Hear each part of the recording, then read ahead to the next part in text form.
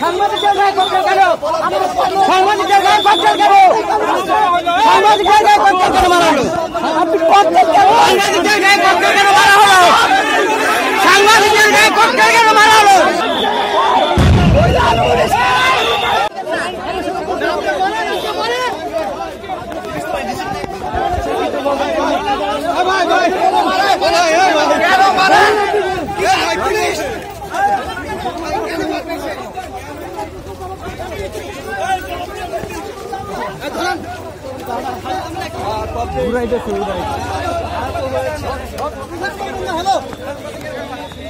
Cocktail কেন মারছে সাংবাদিকের গায়ে?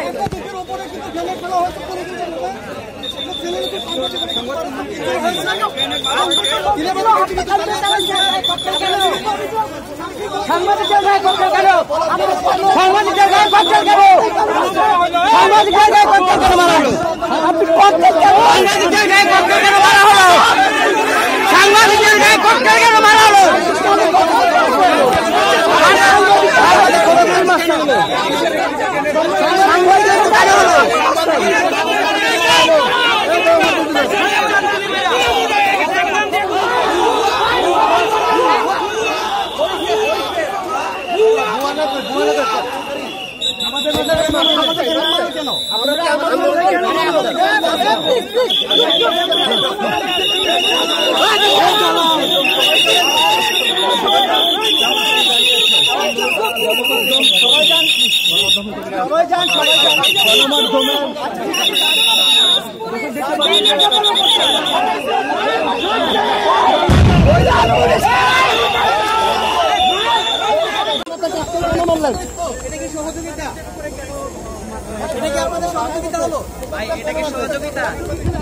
এটা কেন করলেন আপনারা বলেন? আমি নিজে ক্যামেরা আছে ককটেল পুলিশ মারে আমার মাথায় ককটেল বসে।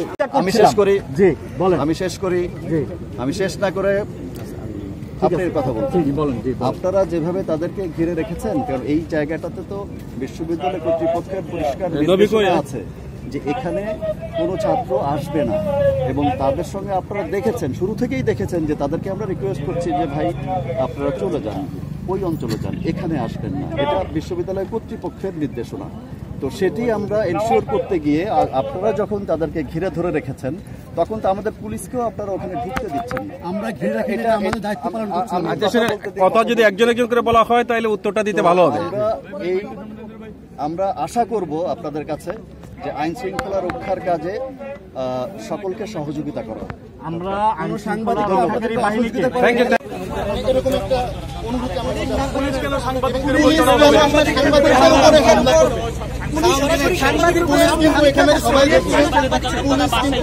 সাংবাদিকদের উপরে হামলা করছে, এবং এখান থেকে ঠেলতে ঠেলতে ও পর্যন্ত নিয়ে গেছে।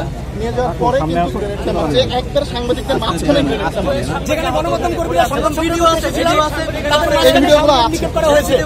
সাংবাদিকের গায়ে সাংবাদিকরা যেখানে ছিল ওখানে পুলিশ সাউন্ড গ্রেনেড, এখানে আপনারা সবাই নিশ্চয়ই জানেন এখানে সাউন্ড গ্রেনেড মারার মতো কোনো পরিস্থিতি এখানে তৈরি হয়নি। কিছুই হয়নি, আমরা কোনো দেখতে পাইনি। এখানে আমরা